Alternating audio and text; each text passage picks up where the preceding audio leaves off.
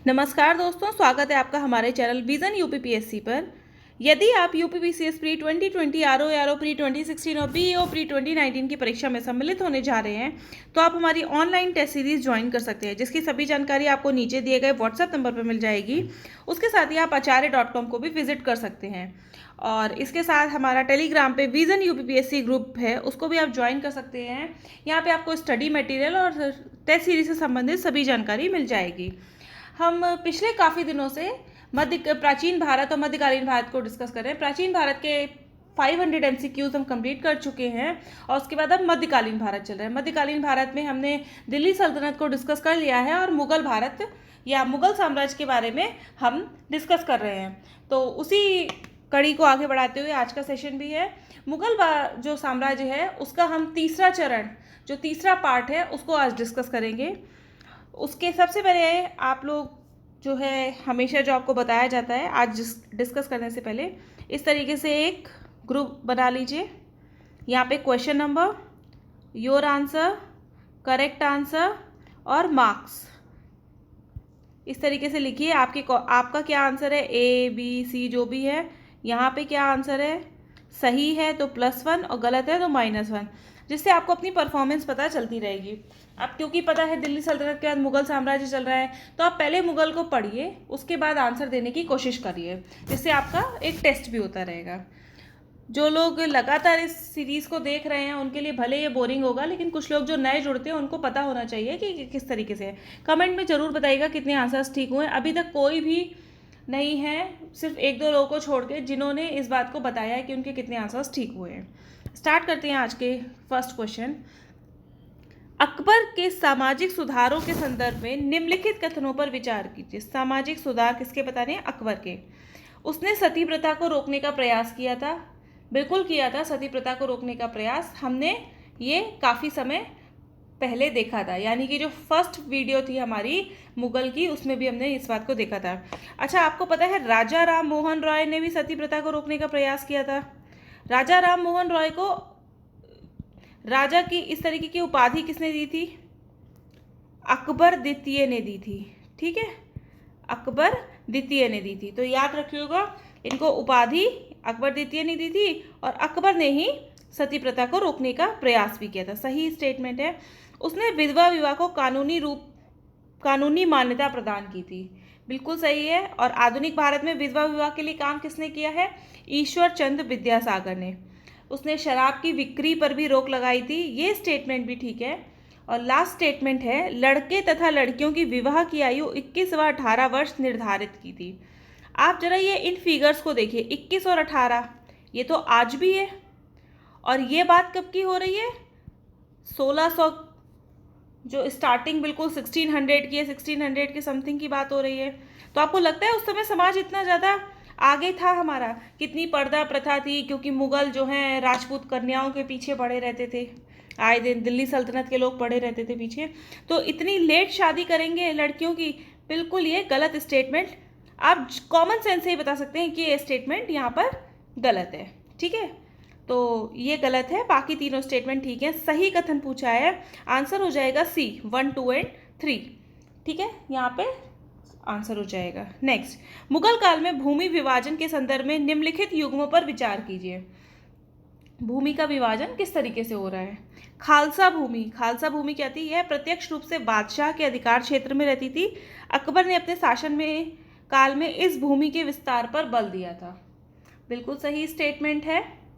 ये जो है डायरेक्ट अंडर में रहती थी बादशाह के। ठीक है, और इससे जो प्राप्त आय का उपयोग किस में किया जाता था, जो सैलरीज देने के लिए या फिर युद्ध की तैयारी करने के लिए इसका प्रयोग किया जाता था। और ऑब्वियसली बात है, जो बादशाह के अधिकार में रहेगी तो वो ज़्यादा से ज़्यादा इस भूमि का विस्तार करेगा। भूमि का विस्तार करेगा तो उससे टैक्स, रेवेन्यू, ये सब बहुत ज़्यादा प्राप्त होगा। सेकेंड, जागीर भूमि, आपको पता है किसको वेतन के बदले काफ़ी सारे मनसबदारों या कर्मचारियों को दी जाती थी। तो ये स्टेटमेंट क्या है, यह भूमि राज्य के प्रमुख कर्मचारियों को उनकी आय के बदले दी जाती थी, बिल्कुल सही स्टेटमेंट है। थर्ड है सयूरगल भूमि, यह भूमि अनुदान के रूप में धार्मिक प्रवृत्ति के व्यक्तियों को दी जाती थी, ये स्टेटमेंट भी ठीक है।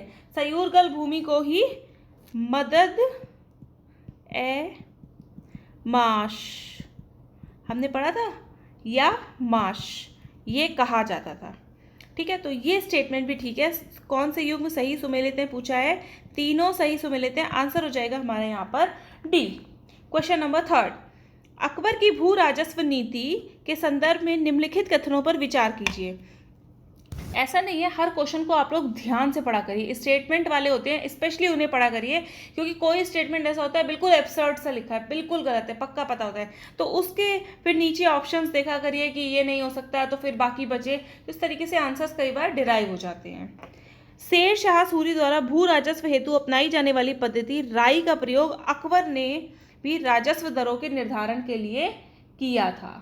स्टेटमेंट ठीक है ये बिल्कुल ठीक है। शेरशाह सूरी ने भी इस तरीके की राजस्व व्यवस्था अपनाई थी और उसके बाद अकबर ने इसको यूज़ किया था। क्यों किया होगा जरा बताइए। राजस्व पद्धति, राजस्व दरों का निर्धारण या राजस्व के विषय में कोई भी जो सलाह मशवरा है वो किससे करेंगे, राजस्व अधिकारी से। और अकबर का राजस्व अधिकारी कौन था, टोडरमल। ठीक है, अकबर का राजस्व अधिकारी हमें कौन दिखाई देता है, टोडरमल। और टोडरमल ने शेरशाह के अंडर भी काम किया था। आपको अगर ये फैक्ट पता है तो आप इस आंसर को 50-50 में कर सकते हैं कि हाँ, अगर इसकी ये प्रणाली है तो हो सकता है टोडरमल ने ऐसा अकबर से कहा हो और उसने भी इस तरीके की निर्धारण किया हो। तो ये स्टेटमेंट यहाँ पे ठीक है। आमिल तथा करोड़ी का संबंध भू राजस्व की वसूली से था, ये स्टेटमेंट भी ठीक है। ये जो है भू राजस्व एकत्रित करने वाले अधिकारी थे। दोनों स्टेटमेंट सही है, सही कथन ही पूछे हैं। ए और बी दोनों, मतलब 1 और 2 दोनों हो जाएंगे। आंसर हो जाएगा हमारा यहाँ पर सी। क्वेश्चन नंबर 4, मुगल काल में भूमि के प्रकारों के संदर्भ में निम्नलिखित युग्मों पर विचार कीजिए। ये आपको आता ही है बिल्कुल। पोलज, इस भूमि को 1 या 2 वर्ष खाली छोड़ने के पश्चात खेती की जाती थी। गलत स्टेटमेंट है, इस पे कंटिन्यूअसली खेती की जाती थी नियमित रूप से। छाछर, छच्छर या चाचर, इस भूमि पर नियमित रूप से खेती की जाती थी, ये स्टेटमेंट भी गलत है। यहाँ पर ये ऐसी भूमि थी जिसे 3 या 4 वर्षों तक खेती नहीं की जाती थी। थर्ड है बंजर निकृष्ट कोटि की भूमि होती थी, ये स्टेटमेंट सही है। कौन से सही सुमेलित नहीं है पूछा है, तो 1 और 2 सही सुमेलित नहीं है, इससे आंसर हो जाएगा हमारा यहाँ पर डी। ठीक है, और एक और तरीके की भूमि होती थी परती भूमि। नेक्स्ट क्वेश्चन नंबर 5, मुगल काल के संदर्भ में निम्नलिखित कथनों पर विचार कीजिए। मुगल काल में खुम्स नामक कर समाप्त कर दिया गया था। खुम्स कौन सा कर था, याद करिए। जो सैनिक जो है लूट के लाते थे धन कहीं से, तो उसको राज्य और सैनिकों के बीच बांट दिया जाता था। पहले ज़्यादा हिस्सा 1/6 हिस्सा या 1/5 हिस्सा जो है सैनिकों के राज्य के पास और 4/5 सैनिकों के पास, जबकि अलाउद्दीन ने उसका उल्टा कर दिया था। अकबर के काल में क्या हुआ, मुगल काल में क्या हुआ, सैनिकों को जो है वेतन नकद दिया जाने लगा, इसलिए लूट की संपत्ति में उनका कोई भी हिस्सा नहीं था। तो ये स्टेटमेंट सही है। और दूसरा स्टेटमेंट है इस काल में तख्शीश और तहसील का संबंध भू राजस्व वसूली की पद्धति से था, ये स्टेटमेंट भी बिल्कुल ठीक है। ये वास्तविक वसूली है। ठीक है, कर निर्धारण की 2 श्रेणियां हैं, एक को तख्शीश और दूसरे को तहसील कहते थे। ठीक है, दोनों ही स्टेटमेंट यहाँ पे सही है। सत्य कथन पूछा है, दोनों सही है। आंसर हो जाएगा यहाँ पर सी। नेक्स्ट क्वेश्चन 6, मुगल काल में कृषकों के विभिन्न वर्गों के संदर्भ में निम्नलिखित युग्मों पर विचार कीजिए। कृषकों का क्या है, खुद काश्त। खुद काश्त कौन से होंगे, वो अपनी भूमि पे जहाँ रहते हैं वहाँ पे अपनी भूमि पे खेती कर रहे होंगे। ठीक है, ये किसान उसी गांव की भूमि पर खेती करते थे जहाँ के निवासी थे, इनका भूमि पर अस्थायी अधिकार था। सही सुमेलित है, उसी गांव में कर रहे हैं ये काम जहाँ के निवासी हैं। इन्हें मलिक जमीन भी कहा जाता था। मुजारियान क्या है, इनके पास ये किसान दूसरे गांव में जाकर कृषि कार्य करके जीविकोपार्जन करते थे, ये स्टेटमेंट यहाँ पर गलत है। वो किसान क्या कहलाते थे, जो दूसरे गांव में जाते थे उन्हें कहते थे पाही काश्त। खुद काश्त अपने यहाँ, और जो बाहर जाएंगे वो पाही काश्त। और मुजारियान कौन से थे? जिनके पास बहुत कम भूमि होती थी, लेकिन वो दूसरे की भूमि किराए पे लेके काम किया करते थे और उसमें बैल वगैरह भी यूज़ करते थे। तो ये स्टेटमेंट यहाँ पे गलत है। सही सुमेलित पूछा है, केवल एक सही सुमेलित है, इसलिए आंसर हो जाएगा ए। क्वेश्चन नंबर 7, सूची 1 सूची 2 को सुमेलित कीजिए तथा नीचे दिए गए कूटों की सहायता से सही उत्तर चुनिए। सूची 1 और सूची 2 मुगल कालीन राज्य उद्योग बताए हैं, तो बताना है आगरा किस लिए फेमस है? आगरा उस समय सूती वस्त्र निर्माण का केंद्र था। अयोध्या और खानदेश कपड़ों की रंगाई के लिए, अमृतसर ऊनी वस्त्र के लिए, अभी भी लुधियाना वगैरह से आते हैं, और लाहौर और गुजरात रेशमी वस्त्र के लिए प्रसिद्ध थे। ठीक है, तो यहाँ पे आंसर हो जाएगा हमारा ए 2314। क्वेश्चन नंबर 8, मुगल कालीन मुद्रा व्यवस्था के संदर्भ में निम्नलिखित कथनों पर विचार कीजिए। शाहरुख तथा बाबरी नामक सिक्के अकबर ने चलाए थे। गलत स्टेटमेंट है, ये जो दोनों सिक्के हैं ये बाबर ने चलाए थे, ना कि अकबर ने। ठीक, हुमायूं ने मोहर नामक सिक्का चलाया था, ये स्टेटमेंट भी गलत है, ये मोहर जो है अकबर ने चलाया था, ना कि बाबर ने। और थर्ड स्टेटमेंट क्या है? मुगल काल में चांदी का रुपया एवं तांबे के दाम का प्रचलन था, ये स्टेटमेंट यहाँ पर सही है। और सही नहीं है कथन पूछा है, तो 1 और 2 सही नहीं है, इसलिए आंसर हो जाएगा हमारा बी। और चांदी के रुपए का सबसे पहले प्रचलन किसने किया था? शेरशाह सूरी ने किया था। क्वेश्चन नंबर 9, जलाली नामक सिक्का किस मुगल शासक ने चलाया था? जलाली ये चलाया है अकबर ने। अकबर ने जलाली नामक सिक्का चलाया है, जो चौकोर आकार का होता था। अभी तो गोल सिक्के आ रहे हैं। क्वेश्चन नंबर 10, मुगल कालीन सिक्कों के संदर्भ में निम्नलिखित कथनों पर विचार कीजिए। स्वर्ण का सर्वाधिक प्रचलित सिक्का इलाही था। स्वर्ण का सबसे प्रचलित सिक्का इलाही, और सबसे बड़ा कौन सा था? शंशक। स्टेटमेंट यहाँ पर ठीक है। आप देखेंगे अब जो है सोने के सिक्के कम होंगे। पहले आपने प्राचीन भारत में बहुत ज़्यादा आपने देखे थे, कुषाणों ने बहुत ज़्यादा चलाए थे, कैटफिशर्स ने काफ़ी सिक्के चलाए थे। ठीक है, अकबर ने कुछ सिक्कों पर राम व सीता की मूर्ति अंकित करवाई। सही है, क्योंकि अकबर क्या सर्वधर्म समभाव सुलह कुल इस सब के बारे में मानता है, तो ये स्टेटमेंट ठीक है। जहांगीर ने निसार नामक सिक्का चलाया था। निसार क्या होता है? 1 रुपये का चौथाई, यानी कि जैसे पहले 1 रुपये में 100 पैसे, तो 25 पैसे का, तो इसने निसार नामक सिक्का चलवाया, ये स्टेटमेंट भी ठीक है। शाहजहां ने दाम तथा रुपए के मध्य आना नामक सिक्के का प्रचलन करवाया था, ये स्टेटमेंट भी बिल्कुल ठीक है यहाँ पर। और मुगल काल में जो रुपए की सर्वाधिक जो ढलाई हुई है वो किसके काल में हुई है? औरंगजेब के काल में। ठीक, उसने सिक्कों पर कलमा अंकन की प्रथा बंद कर दी और अंतिम काल में जारी जो सिक्के थे उन पर अब्दुल बाकी शहवाई द्वारा रचित पद्य अंकित करवाया था। तो शाहजहां के काल में हिंदू भी सबसे ज़्यादा रहे थे सरदार वर्ग में, और सबसे ज़्यादा उसने सिक्के भी ढलवाए हैं। 2 चीज़ों के लिए ध्यान रखिएगा। सही कथन पूछे हैं, चारों कथन सही हैं, इसलिए आंसर हो जाएगा हमारा डी। क्वेश्चन नंबर 11, मुगल कालीन प्रशासनिक व्यवस्था के संदर्भ में निम्नलिखित कथनों पर विचार कीजिए। शासकों की बढ़ती समृद्धि किसानों व मजदूरों तक नहीं पहुंच पाई। सही स्टेटमेंट है। आप याद करिए, हमने एक वीडियो में पढ़ा था कि किसानों को समृद्धि नहीं मिल पाई थी। किसान जो है कृषि तकनीक उनके पास अच्छी नहीं थी, वो थोड़े रूढ़िवादी भी थे और फोर्सफुली भी उनसे नहीं कहा गया, जो इन्वेस्टमेंट था वो नहीं उन तक पहुंच पाया था। कौन सा इन्वेस्टमेंट? Agriculture investment. ठीक, मुगल शासक पश्चिमी विज्ञान और प्रौद्योगिकी के विकास से बेखबर रहे, ये स्टेटमेंट भी ठीक है। देखिए, कहाँ पुर्तगाल वाले लोग सब यहाँ इंडिया आ गए थे जहाज लेकर के, अंग्रेज आने लगे, फ्रांसीसी आने लगे, डच आ गए और उनके पास जहाज थे और अकबर के पास नौसेना ही नहीं थी। ठीक है, तो कहीं ना कहीं ये विज्ञान प्रौद्योगिकी के विकास से बेखबर रहे। सत्य कथन पूछा है, दोनों कथन सत्य हैं, आंसर हो जाएगा हमारा सी।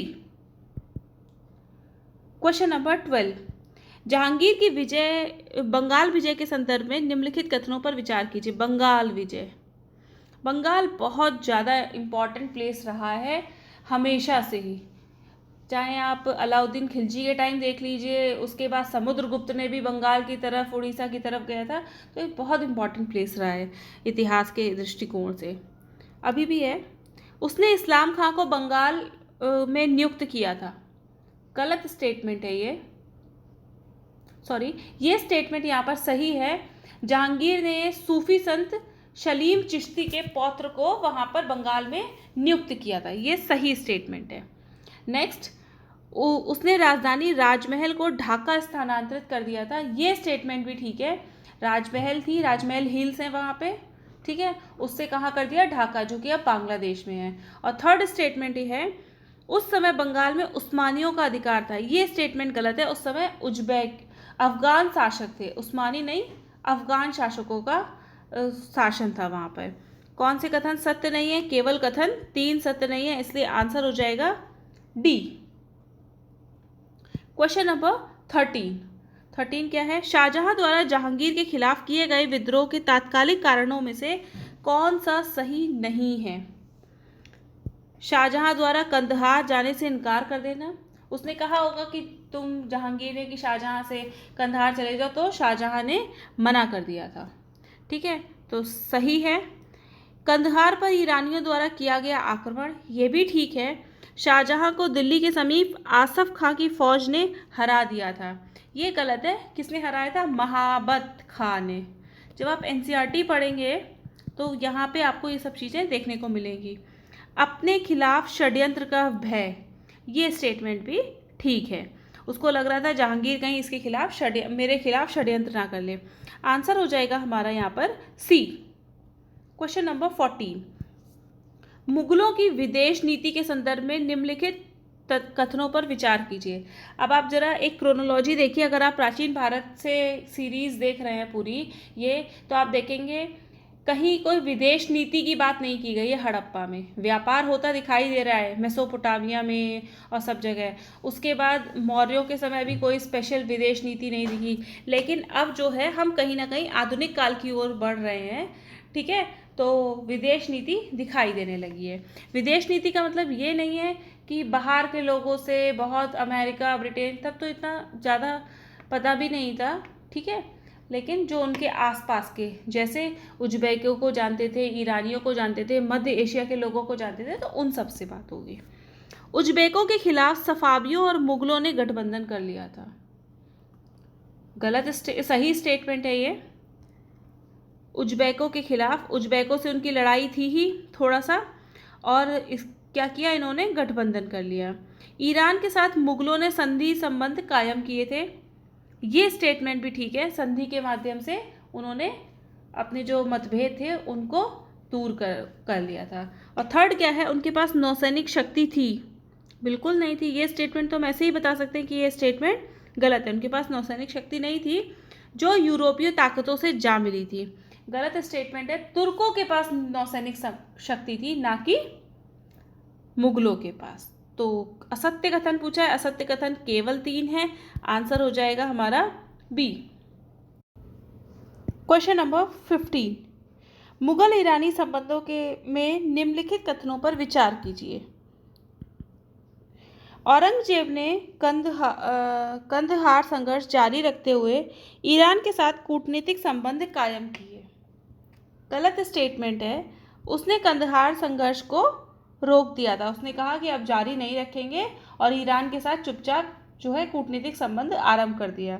उसके बाद नेक्स्ट है, मुगलों ने उत्तर पश्चिम सीमा सुरक्षा को कूटनीतिक नीति से कामयाब बनाए रखा था, ये स्टेटमेंट यहाँ पर ठीक है। उन्होंने वैज्ञानिक सीमा कायम रखी और उसको कूटनीति के सहारे सफल बनाया।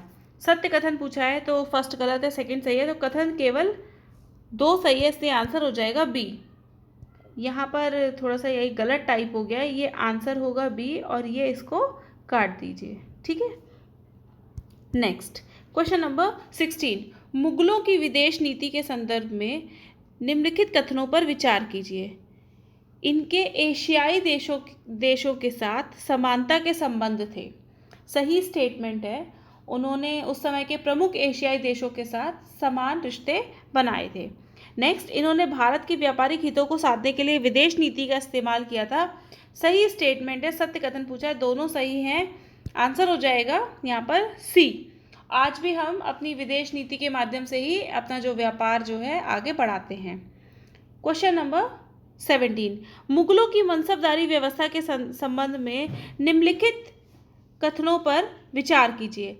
अकबर की अपेक्षा जहांगीर सवारों को अधिक वेतन देता था। गलत स्टेटमेंट है ये। अकबर ने स्टार्ट किया था तो अकबर की अपेक्षा जहांगीर जो है कम वेतन देता था। ठीक है, थोड़ी बहुत ही चेंजेस किए थे पर वेतन जो है कम था। सवारों को उनकी राष्ट्रीयता और घोड़ों के स्तर पर वेतन दिया जाता था। सही स्टेटमेंट है ये। ठीक है, अलग अलग राष्ट्रों के अलग अलग राज्यों के होते थे तो उसके अकॉर्डिंग वेतन दिया जाता था। थर्ड है, मुगलों ने मिश्रित सैनिकों की भर्ती की थी। ये स्टेटमेंट भी यहाँ पे ठीक है। तो सत्य नहीं है कथन पूछा है, केवल एक कथन सही नहीं है, तो आंसर हो जाएगा ए। नेक्स्ट क्वेश्चन नंबर 18 निम्नलिखित में से किस मुगल शासक ने दो अस्पा और सिंह अस्पा पद्धति को प्रारंभ किया था? ये प्रारंभ किया था जहांगीर ने, इसलिए आंसर होगा हमारा बी। ये क्या था? ये एक प्रणाली थी जिसके तहत 2 या 3 घोड़े रखने वाली जात को सवार का पद दे दिया जाता था और उसे ही दो अस्पा और सिंह अस्पा पद्धति कहते थे। ठीक है, क्वेश्चन नंबर 19 मनसबदारी प्रणाली के संदर्भ में निम्नलिखित में से कौन सा कथन सत्य नहीं है? मनसबदारों को वेतन नकद में ना देकर जागीरों में दिया जाता था। बिल्कुल दिया जाता था, हमने देखा भी था। जो ऊंचा होता था, ऊंचे मनसब, उनको जागीर दी जाती थी जहां से वो क्या रेवेन्यू कलेक्ट करते थे, लेकिन उनका पूर्णतया नियंत्रण नहीं था। वो कुछ भी नहीं कर सकते, निरंकुश नहीं हो सकते थे। राजा का या बादशाह का नियंत्रण बना रहता था। सेकेंड स्टेटमेंट, बही दस्तावेज को जमादामी कहा जाता था। सही स्टेटमेंट है। बही खाता आप जानते हैं ना, लेजर बुक जो होती है, जिस तरीके की किसने दिया, क्रेडिट डेबिट सब लिखा होता है वो। इस बार का जो बजट आया था उसको भी कई लोगों ने बही खाता कहा है, क्योंकि वो रेड कलर के एक रैपिंग में लेकर के आई थी निर्मला सीतारमन जो हमारी फाइनेंस मिनिस्टर हैं, इसलिए उसको भी बही खाता कुछ लोगों ने कहा है। फुटकर घुड़सवार रखने वाले को जात कहा जाता था। गलत है। फुटकर घुड़सवार रखने वाले को अहदी कहते थे। ठीक है, और लास्ट स्टेटमेंट देख लेते हैं। मनसबदारों को वेतन सालाना की जगह माहवारी पैमाने पर दिया जाता था। सही स्टेटमेंट है। तो आंसर क्या हो जाएगा हमारा यहाँ पर? सी कथन सत्य नहीं है। नेक्स्ट, अहदी जो फुटकर घोड़े रखते थे। अहदियों के संदर्भ में निम्नलिखित कथनों पर विचार कीजिए। इनके कर्तव्य बहुमुखी प्रकार के होते थे। बिल्कुल सही है। ये क्लर्क का काम भी करते थे, सहायकों का भी काम करते थे, बहुत सारे ये काम करते थे। यह विश्वस्त सैन्य दल के सदस्य होते थे जिनकी नियुक्ति शहंशाह स्वयं करता था।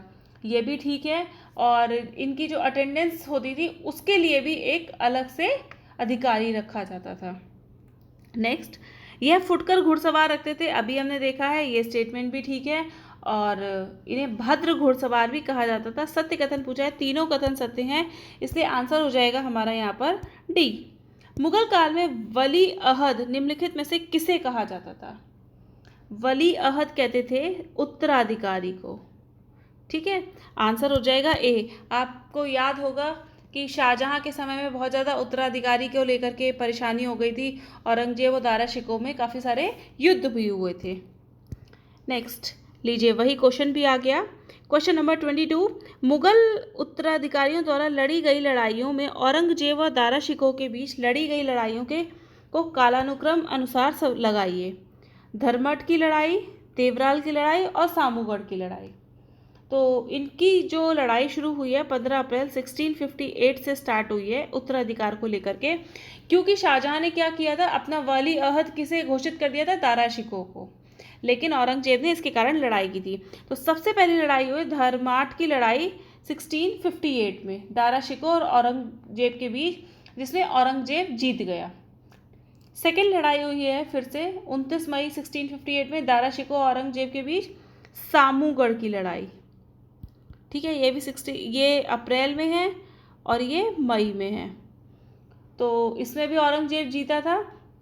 और तीसरी लड़ाई हुई है देवराल की 1659 में मार्च में, अजमेर के निकट है ये देवराल। इसमें भी औरंगजेब ही, इसमें दारा शिकोह पराजित हुआ और औरंगजेब ही फिर से जीत गया। यानी कि तीनों में औरंगजेब जीता है, इसलिए उसने जो है शासन गद्दी ले ली। तो यहाँ पे सही आंसर है बी, धर्माट, फिर सामूगढ़, फिर देवराल। ठीक है, आंसर हो जाएगा बी। क्वेश्चन नंबर 23 औरंगजेब ने निम्नलिखित में से किस मुगल महिला को साम्राज्य की प्रथम नारी कहा की उपाधि दी थी? प्रथम नारी, प्रथम नारी से आपको समझ रहे हैं कि वो बहुत इम्पोर्टेंस रखती होगी उस समय। जैसे अभी मिशेल ओबामा जब थी, जब ओबामा यूएस के प्रेसिडेंट थे, तो उन्हें क्या कहा जाता था? First lady. फर्स्ट लेडी मतलब, क्योंकि फर्स्ट मैन कौन होता है? राष्ट्रपति होता है, तो उनकी वाइफ क्या हो गई? First lady. तो कुछ इसी तरीके से उस समय में था। तो प्रथम नारी की उपाधि दी गई थी शाहजहां की पुत्री जहां आरा। ये पुत्री थी, पत्नी नहीं थी, ठीक है। शाहजहां की पुत्री जहां आरा को। क्वेश्चन नंबर 24, औरंगजेब के संदर्भ में निम्नलिखित कथनों पर विचार कीजिए। उसने कश्मीर से लेकर जिंजी तथा हिंदू कुश से लेकर चटगांव तक साम्राज्य का विस्तार किया था। बिल्कुल सही है। जिंजी, हिंदू कुश, ये सब आपको समझ में आ रहा होगा कहाँ पर है। ये माउंटेन है तो ऊपर होगा, कहाँ पर? नॉर्थ में, ठीक है।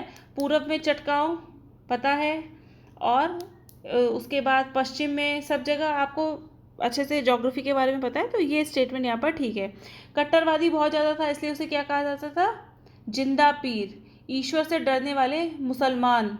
कट्टरवादी है यानी कि बिल्कुल ईश्वर से डर रहा है, जो लिखा गया है कुरान में या किसी में वही एकदम मानता था। तो ये स्टेटमेंट भी ठीक है। उसने हनीफी कानून को अपनाया था, और ये भी ठीक है, जिसका पालन जो है भारत में पहले से किया जाता है। ये एक तरीके का इस्लाम लॉ है, मुस्लिम कानून है, उसको उसने अपनाया था। सत्य कथन पूछा है, तीनों कथन सत्य हैं, इसलिए आंसर हो जाएगा हमारा डी। क्वेश्चन नंबर 25, मुहत्सिब के संदर्भ में निम्नलिखित कथनों पर विचार कीजिए। मुहत्सिब, इन्हें प्रत्येक सूबे में नियुक्त किया जाता था। सही है। औरंगजेब ने अपने शासनकाल में इनकी नियुक्ति भी की थी, और नागरिकों के नैतिक धर्म को संरक्षण प्रदान करने के लिए ऐसी नियुक्ति की थी। यह शरा और जवाबित द्वारा निषिद्ध कानून की देखभाल करते थे। ये भी सही है, ताकि लोग जो हैं शराब, भांग इत्यादि का प्रयोग ना करें। और थर्ड स्टेटमेंट है यहाँ पर, यह राज्य के नागरिकों के नैतिक कल्याण के लिए उत्तरदायी थे। ये स्टेटमेंट भी ठीक है। सत्य कथन पूछा है, तीनों कथन सत्य हैं, आंसर हो जाएगा हमारा डी। मुहत्सिब जो है टोटली ये धर्म को नहीं, नैतिक धर्म को देखने के लिए थे, ठीक है। और ये किस पे बेस्ड थे? शरा और जवाबित, जो उसमें बताया गया है, कानून की देखभाल करते थे। यहाँ पे एक्सप्लेनेशन देख सकते हैं आप। क्वेश्चन नंबर 26, जवाबित आलमगीरी निम्नलिखित में से किससे संबंधित है? फरमानों का संकलन है। फरमान किसने दिए थे?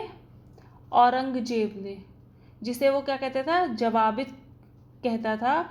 और उसमें क्या था? फरमानों का संकलन, पूरी एक बुक, उसने क्या क्या फरमान निकाले थे। फरमान आप जानते हैं ना, ऑर्डर, आज भी सुनते होंगे कि फतवा जारी किया है, फरमान निकाला है, तो ये काइंड ऑफ ऑर्डर होते थे, ठीक है। आंसर हो जाएगा ए। क्वेश्चन नंबर 27, मथुरा का केशव राय मंदिर निम्नलिखित में से किसके द्वारा बनवाया गया था? तो ये मंदिर जो है वीर सिंह बुंदेला ने बनवाया था, ठीक है। और जहांगीर के शासनकाल में इसको तोड़ दिया गया था। तो यहाँ पे आंसर है वीर सिंह बुंदेला, यानी कि बी। और आपको पता है औरंगजेब ने काफ़ी सारे मंदिरों को तोड़वाया था। बनारस का जो प्रसिद्ध मंदिर है विश्वनाथ का मंदिर, उसको भी तोड़वाया था उसने, तो और वहाँ पे क्या बनवा दिया था? मस्जिद बनवा दी थी। आंसर है हमारा बी। क्वेश्चन नंबर 28, औरंगजेब की सामाजिक सांस्कृतिक नीति के संदर्भ में निम्नलिखित कथनों पर विचार कीजिए। इस क्वेश्चन का आंसर खुद देने की कोशिश करिए।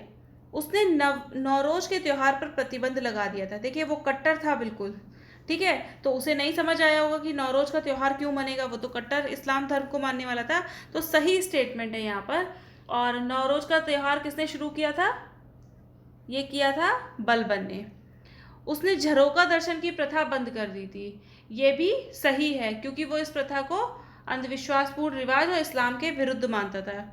थर्ड स्टेटमेंट है, उसने अफवाह नाम का कर लगाया। ये गलत स्टेटमेंट है।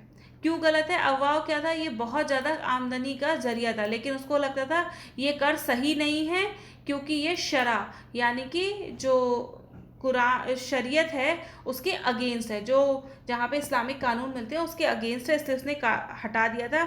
सत्य कथन क्या है? यहाँ पे 1 और 2 सत्य हैं, बाकी थर्ड कथन असत्य है। और इसने हिंदुओं पर जजिया कर भी लगाया था, यहाँ पर आप देख सकते हैं।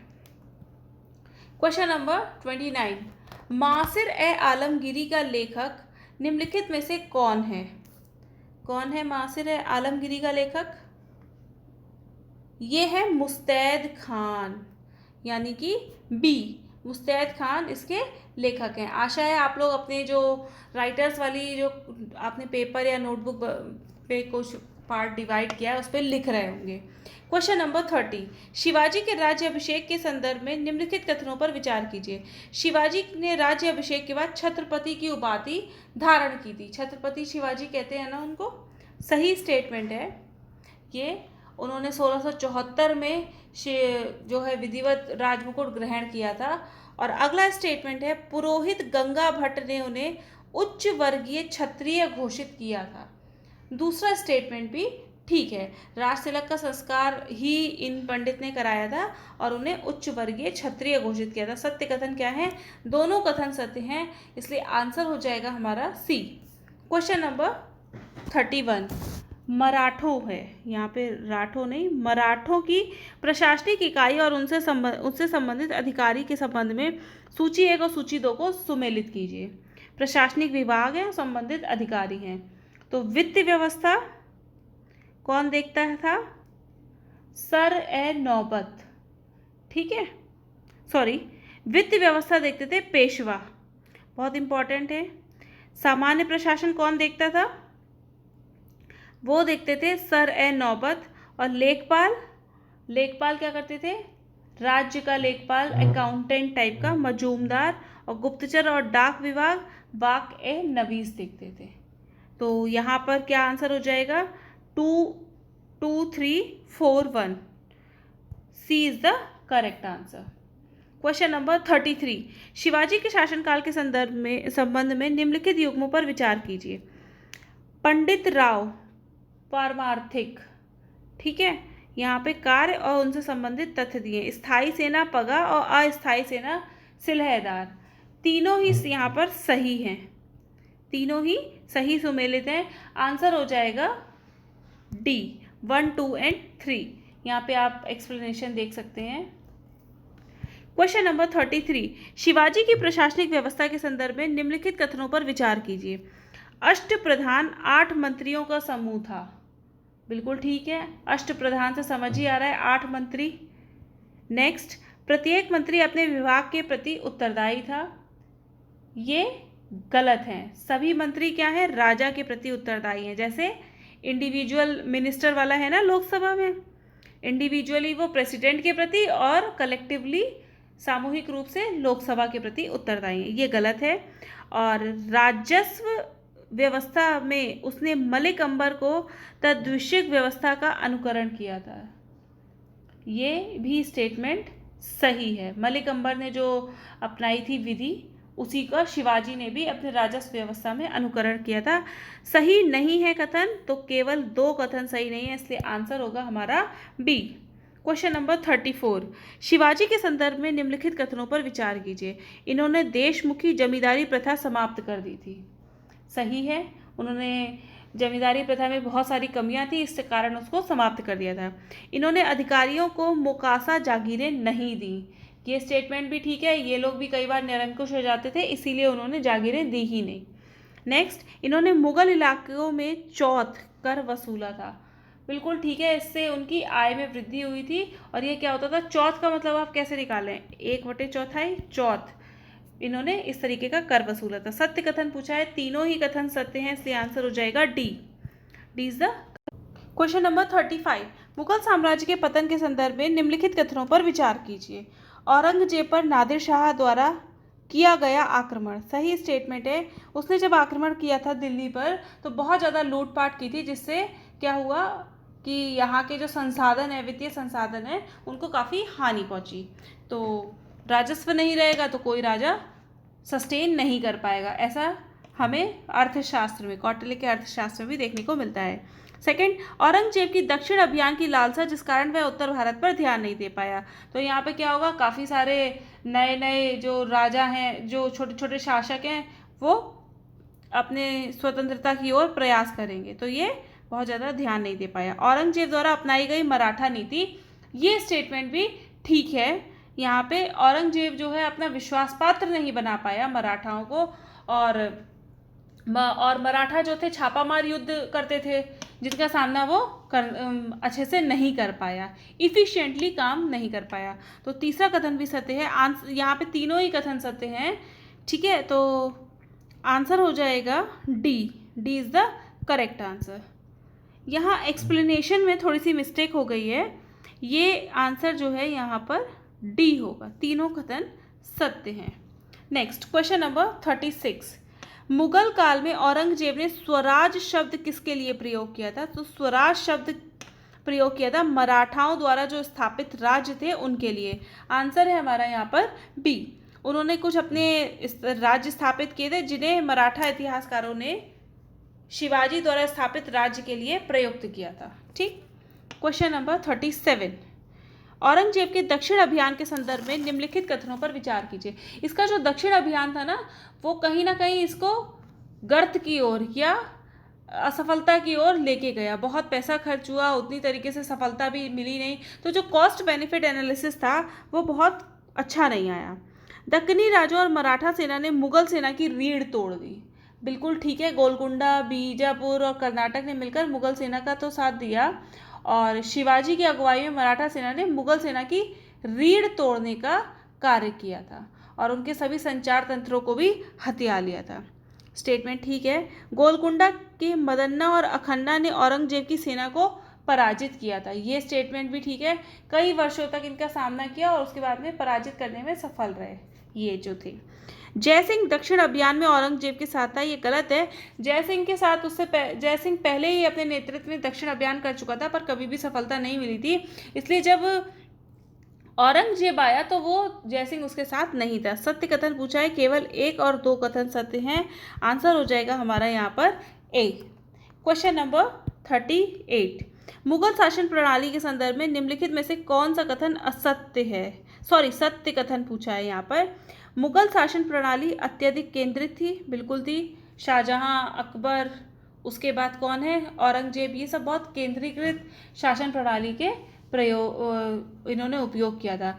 औरंगजेब के समय इसे एक सुयोग्य शासक की आवश्यकता थी जिसे वजीरों ने संभालने की कोशिश की, लेकिन वो असफल रहे। तो यहाँ पे फर्स्ट स्टेटमेंट ही सत्य है, तो बाकी पढ़ने का कोई मतलब नहीं बनता, तो इसलिए फिर भी हम देख लेते हैं। सैन्य नेतृत्व राजपूतों के हाथ में था, गलत है। राजपूतों से तो ऑल टाइम लड़ाई होती रहती थी, ठीक है। हल्दी घाटी का युद्ध हुआ है। मुगल सरदारों ने प्रशासन में नई प्रणाली लागू की, बिल्कुल गलत है। और चौथा क्या है, औरंगजेब द्वारा छापामार पद्धति का उपयोग किया, ये गलत है। मराठाओं द्वारा इसका प्रयोग किया गया था। आंसर है हमारा ए। क्वेश्चन नंबर 39, औरंगजेब के बाद मुगल उत्तराधिकारियों के सामने जो आर्थिक राजनीतिक संकट उत्पन्न हुए उसके प्रमुख कारण क्या थे? औरंगजेब का दक्कन में लंबी लड़ाई लड़ते हुए साम्राज्य के सैन्य और वित्तीय संसाधनों का बड़ी मात्रा में खर्च करना, ये सही है, अभी हमने कुछ देर पहले देखा भी था। प्रशासनिक कार्यकुशलता में कमी हो गई, बिल्कुल सही, क्योंकि राजा तो लड़ाइयों में बिजी रहा, जिसके कारण मनसबदारों के शक्तिशाली वर्गों को वश में करना केंद्रीय सत्ता के लिए कठिन हो गया।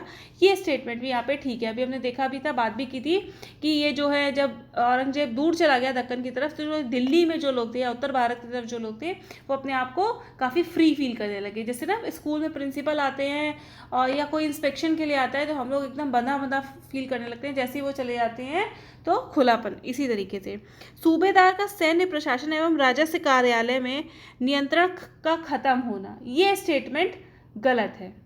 औरंगजेब के उत्तराधिकारियों के शासनकाल में प्रशासन की कार्यकुशलता समाप्त होने लगी थी और सूबेदार जो है अभी के रूप में जो नियुक्त होते थे अभिजात, अक्सर राजस्व और सैन्य प्रशासन दोनों पर नियंत्रण रखते थे, ठीक है। तो इस समय पे क्या हुआ, सूबेदारों ने प्रांतों पर अपना नियंत्रण ज़्यादा अच्छे से कर दिया था क्योंकि राजा इनका जो था दूर चला गया था, ठीक। तो वो राजस्व भी कम देने लगे सूबेदार जो ये दिया करते थे, तो ये स्टेटमेंट यहाँ पे गलत है, थोड़ा भ्रष्टाचार बढ़ गया होगा।